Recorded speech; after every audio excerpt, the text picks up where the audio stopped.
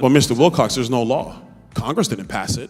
That's a rule from ATF. To propose regulations to ban all devices that turn legal weapons into machine guns. Thousands of weapons that got stolen and then recirculated because there was no proof of them being sold anywhere. An escalation in violence perpetrated with guns, particularly among our young people, in a manner that I have never seen before. Most significant federal gun restrictions in decades on Friday following years of false starts and failures to tighten gun laws. In a recent development, the Supreme Court has taken up the case of Gazzola v. Hochul, which challenges New York's Concealed Carry Insurance Act, or CCIA, and its impact on firearm dealers and stores.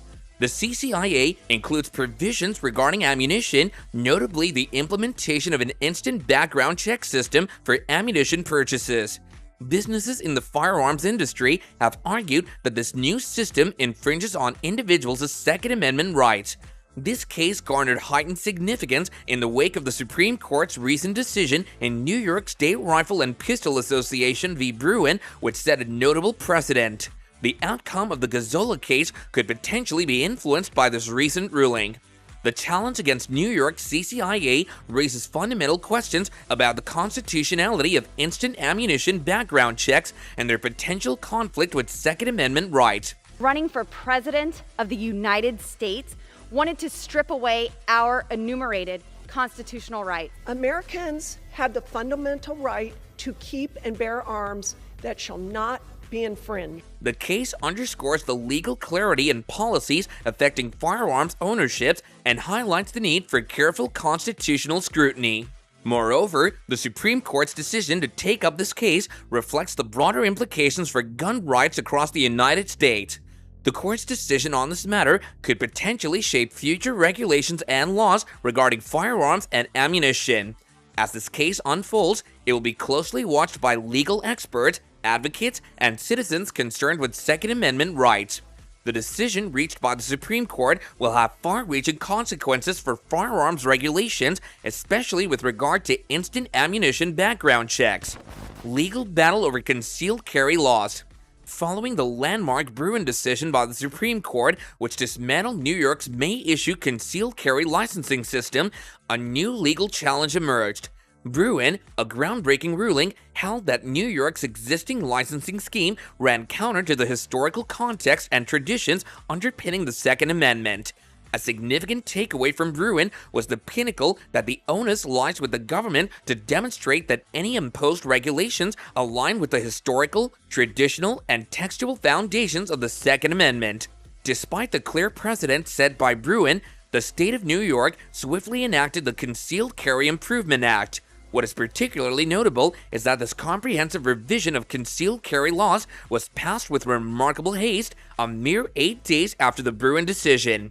In response to this rapid legislative move, the plaintiffs in this case promptly sought recourse in the district courts. Most significant federal gun restrictions in decades on Friday following years of false starts and failures to tighten gun laws. That you said that all assault weapons should be banned. Is that a fair statement? Their initial objective was to secure a temporary restraining order and a preliminary injunction. These legal measures were pursued with the goal of putting a halt to the implementation and potential repercussions of the Concealed Carry Improvement Act. However, the district court delivered a discouraging blow by swiftly denying both applications. What compounded the disappointment was the fact that the district court made this ruling without convening a hearing to consider the merits of either the temporary restraining order or the preliminary injunction. In light of this significant setback, the plaintiffs embarked on a strategic legal maneuver, an interlocutory appeal to the Second Circuit. Through this appellate action, they sought to challenge what they perceived an erroneous decision by the district court. Their contention was that the district court had erred in denying both the temporary restraining order and the preliminary injunction. This appeal was driven by a desire for legal redress and a commitment to contesting perceived injustices within the legal system. The Second Circuit's consideration of this appeal promised to be a critical juncture in the ongoing legal battle. Supreme Court's concealed carry. The legal battle surrounding New York's concealed carry laws took a turn when a 3-judge panel in the Second Circuit initially denied an appeal seeking to halt the enforcement of the law.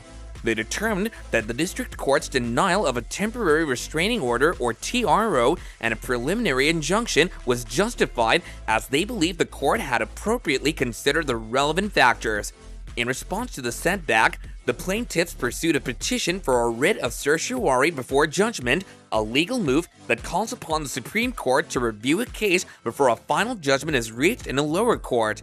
This is a significant step, invoking the Supreme Court's statutory authority to intervene in a case at an earlier stage. If you were serious, you would acknowledge that 96% of mass public shootings happen in an area where guns are banned. An escalation in violence perpetrated with guns, particularly among our young people, in a manner that I have never seen before. However, the Supreme Court opted to deny the writ of certiorari before judgment.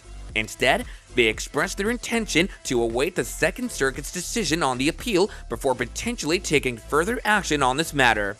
This decision aligns with the court's recent handling of other cases related to concealed carry laws, where they have chosen not to intervene on an emergency basis. Justice Alito, while concurring with the denial, issued a caution to the Second Court. He urged them to give careful considerations to these cases, emphasizing the importance and complexity of the constitutional issues at hand. This signal from Justice Alito indicates that the court is closely watching how the Second Circuit approaches this matter. In essence, the Supreme Court's denial of the writ before judgment underscores their preference to await lower court decisions before potentially taking up the case. This cautious approach allows the court to review the matter with the benefit of a more developed legal record and comprehensive lower court opinions. It also reflects the court's broader strategy in handling cases related to concealed carry laws in recent times. Emergency application challenges ammunition background checks.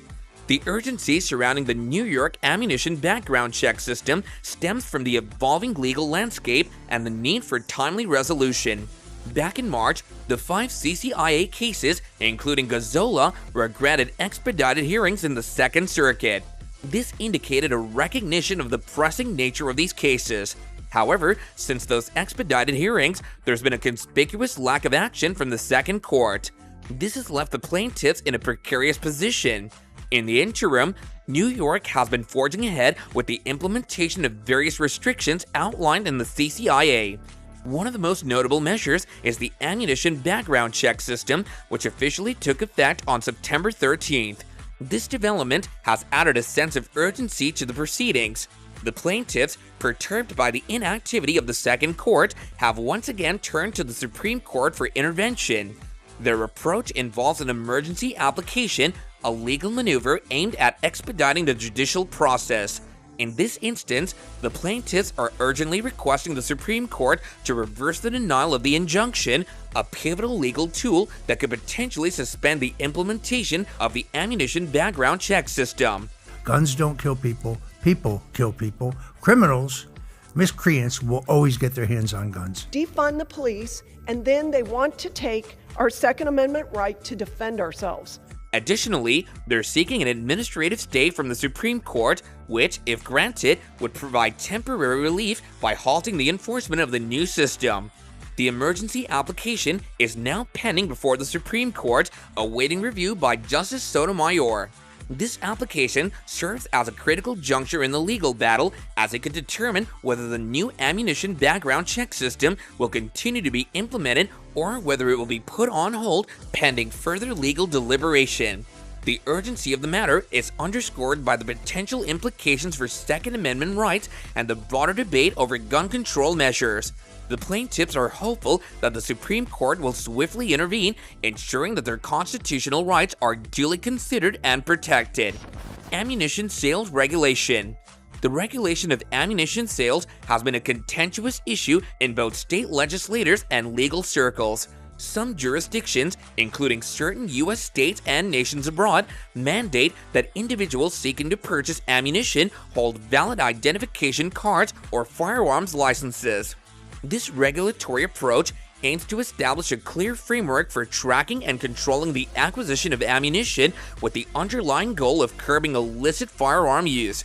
In the state of California, a significant development in this arena came in the form of proposed legislation, Senate Bill 357, which sought to impose even more stringent regulations on ammunition sales. The bill, if enacted, would have obligated ammunition dealers in California to meticulously log all ammunition purchases and related purchaser information into a centralized state database. The aim was to create an exhaustive record of ammunition transactions, introducing an additional layer of oversight and control. However, SB 357 faced significant opposition and ultimately failed to pass in 2005.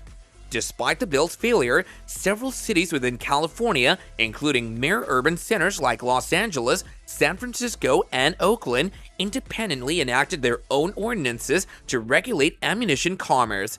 These local ordinances often introduced stricter identification requirements, necessitating state-issued identification cards and even the collection of purchasers' fingerprints.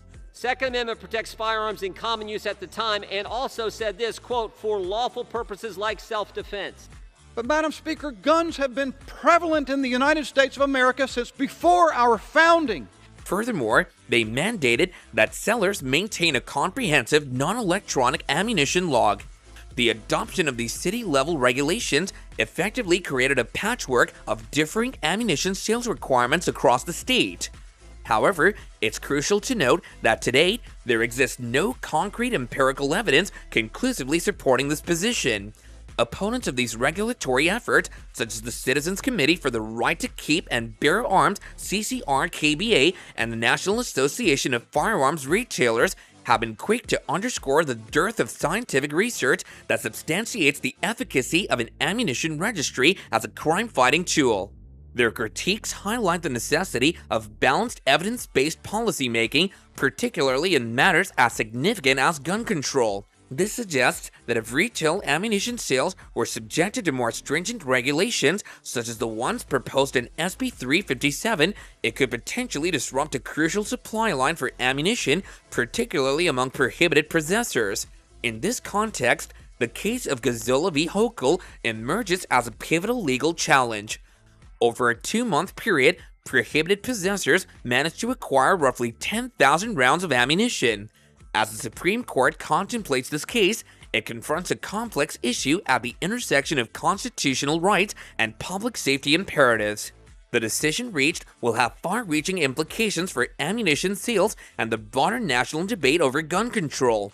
Balancing the potential benefits of enhanced regulation against the individual's right to bear arms is a weighty task that lies before the court. Ammunition purchases in Los Angeles. The analysis delves into the demographics and legal backgrounds of ammunition purchasers in the city of Los Angeles, shedding light on important considerations regarding ammunition sales and restrictions.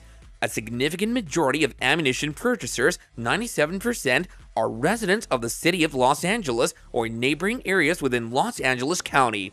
While most buyers are local, a small fraction, 3%, comprises non-California residents, possibly indicating visitors or new residents yet to update their official residency status. Additionally, there's a notable age distribution showing that 15.4% of ammunition buyers are aged between 21 to 24, a higher percentage compared to gun purchasers in the same age group, 9%. Supporting the National Organization Women's Legal Defense Fund. I didn't know that men and women in this country have the right to defend their own lives. Addressing the question of whether these individuals should be purchasing ammunition, the study reveals that 6.5% of ammunition purchasers had a criminal record during the study period. This provides valuable insights into the complexities of regulating ammunition sales and emphasizes the importance of having effective screening measures in place to ensure public safety. Monitoring ammunition transactions. A crucial aspect of preventing violent crime involving firearms lies in monitoring ammunition transactions. When guns and ammunition end up in the hands of prohibited possessors, the risk of their involvement in violent acts significantly increases. By keeping tabs on these transactions, it becomes possible to trace criminal purchasers back to their firearms or halt illicit purchases right at the point of sale through instant checks. Extending this monitoring system to the country or state level, however, might inadvertently create new sources for illegal ammunition purchases. Areas with less stringent gun controls, like Nevada and Arizona, have already become notable out-of-state origins for crime guns found in Los Angeles. Expanding such a program statewide would potentially push illegal ammunition sales out of state, making it more difficult and costly for criminals to access ammunition on the states of Los Angeles. While there is a concern that individuals might resort to alternative black market sources, policymakers must weigh this against the imperative to reduce gun violence. It's essential to consider policy interventions that not only tackle the accessibility of firearms, but also address the means of harm, that is ammunition. Supreme Court's response to emergency application. Justice Sotomayor's swift denial of the emergency application on September 12th marked a critical development in the ongoing legal battle surrounding the new law. Her decision not to refer to it to the full court signaled a potentially challenging road ahead for the plaintiffs. This turn of events prompted the plaintiffs to promptly resubmit the application, this time directing it to Justice Thomas. Justice Thomas, renowned for his significant role in the Bruin decision, now holds the fate of this emergency application in his hands. Given his prior involvement in a related case and his recognized expertise in Second Amendment matters, his decision carries significant weight. Should Justice Thomas choose to independently deliberate on the application, he will be considering its potential impact on the rights of individuals to purchase and possess ammunition. Given the urgency of the matter, a prompt response from the court is anticipated. The fate of the impending law hinges on Justice Thomas's decision. If he decides to bring the application before the full court, it indicates that the Supreme Court recognizes the broader implications of this case and is prepared to consider it collectively. Thousands of weapons that got stolen and then recirculated because there was no proof of them being sold anywhere. This action could signify the court's recognition of the case's significance in relation to constitutional rights and public safety concerns. However, if Justice Thomas makes an individual decision, it may indicate a narrower consideration of the emergency application. This could imply that the justice believes the matter could be resolved within the context of the existing legal framework and doesn't require the input of the full court. Potential outcomes. The Supreme Court's decision on this emergency application carries far-reaching implications for the broader legal landscape surrounding ammunition sales, gun control, and Second Amendment rights. Should the application be granted, it would indicate a precedent for future cases involving similar issues. This decision could serve as a guiding legal principle in cases across the nation, offering clarity on the extent to which states can impose restrictions on ammunition purchases. The outcome holds immediate consequences for the implementation and enforcement of the new law in Los Angeles. If the application is denied, the law will promptly go into effect. This means that individuals in Los Angeles will be subject to the new restrictions on ammunition purchases as highlighted in the legislation. It could directly influence how residents acquire ammunition and engage with firearms. Conversely, if the application is granted, it would temporarily halt the law's enforcement. This delay would provide an opportunity for further legal proceedings, discussions, and potential revisions.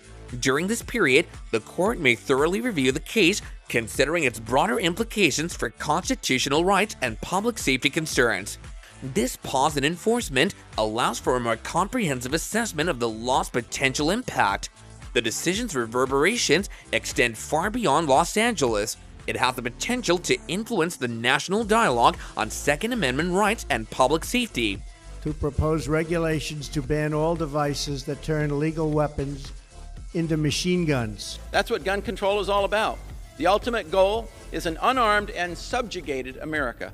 As a high-profile case, its outcome could become a focal point for discussions surrounding gun control measures and the boundaries of state regulatory power. Legal experts, policymakers, advocacy groups, and individuals on both sides of the gun control debate are closely monitoring this case. Furthermore, the decision's implications for public safety are significant. Depending on how the court rules, it could either strengthen or modify regulations aimed at reducing gun-related incidents. This includes considerations of how individuals obtain ammunition, an essential component of firearm use. The decision may prompt a broader discussion on the effectiveness of such regulations in maintaining public safety while respecting individuals' constitutional rights. Overall, The Supreme Court's decision on this emergency application is poised to shape not only the immediate implementation of the law in Los Angeles, but also future cases nationally. Its potential to set a legal precedent, influence public safety measures, and impact the broader debate on Second Amendment rights highlights the profound significance of this judicial decision. Supreme Court dynamics. Justice Sotomayor's individual denial of the application carries significant weight in understanding the dynamics at play within the Supreme Court. Traditionally, such requests are referred to the full court for collective consideration. Her decision to personally deny the application may suggest that she had reservations about its likelihood of success, even if presented to the entire court. This signals a certain perspective on the legal merits of the case, possibly indicating her assessment of its strength based on existing legal principles. Examining recent precedent is essential to gauge the potential trajectory of this case. In the Vanderstock case, where the ADF sought a stay on lower court decision pertaining to frames and receivers, the outcome didn't lean in favor of the Second Amendment. This instance, where Justices Robert and Barrett, typically associated with conservative viewpoints, aligned with the liberal justices, demonstrates the complexity and unpredictability of these legal matters. Consideration of past emergency applications provides context for the current situation. Instances like the Alaska Zola and Anton Yoke applications, where the Supreme Court denied review, showcase a pattern of selectivity. This implies that the court may be discerning in the cases it chooses to review, highlighting the significance of each case and shaping interpretations of Second Amendment rights. The recent developments underscore the nuanced and evolving nature of Second Amendment jurisprudence within the Supreme Court. Under the new rule, these firearm owners will be required to obtain special registration, surrender or destroy their brave. Well, Mr. Wilcox, there's no law. Congress didn't pass it. That's a rule from ATF. Justices' decisions in these emergency applications reflect a more intricate approach, transcending strict ideological affiliations. This complexity emphasizes the gravity of each case and its potential reverberations in the broader context of gun rights debates. As this emergency application progresses to Justice Thomas, speculation arises about its potential stance. Given his pivotal role in crafting the Bruin decision, he holds a critical position in shaping interpretations of the Second Amendment. His perspective and potential decision regarding this application could significantly influence the future trajectory of Second Amendment jurisprudence. In Swift, Justice Sotomayor's individual denial of the application provides a window into the intricate dynamics surrounding Second Amendment cases before the Supreme Court. Recent precedents and patterns of denial underscore the unpredictability in the court's stance on gun rights issue. Justice Thomas's role in this application may further sculpt the landscape of Second Amendment jurisprudence in the years to come. Supreme Court's ammunition dilemma. Certainly, this situation presents an intriguing dynamic within the Supreme Court's approach to Second Amendment-related cases. The recent denial of the emergency application by Justice Sotomayor does suggest a certain inclination within the court. Typically, these applications are referred to the full court for consideration, but her independent denial implies a lean toward upholding the law. It's important to note that recent trends in the court have shown a willingness among certain justices to take a nuanced stance on Second Amendment issues. For instance, the ADF's request in the Vanderstock case, which pertained to frames and receivers, saw Justices Roberts and Barrett, typically considered conservative, siding with the liberal justices in granting the stay. This indicates a capacity for these justices to make decisions based on individual merit rather than stricter ideological lines. Furthermore, there's a significant ripple effect at play. If the emergency application is granted, it wouldn't just affect this particular case, it would have sweeping implications for similar cases across the nation. Consider the parallel in California with the ongoing Rody v. Bonta case challenging the ammunition background check system. Judge Benitez, presiding over the Rody case, has sought additional information indicating a careful approach to the matter. If the Supreme Court intervenes in the New York case, it could potentially influence proceedings in California. Legal teams may submit arguments drawing parallels between the two cases, arguing that if the court deems the New York system problematic, it should apply the same standard to California.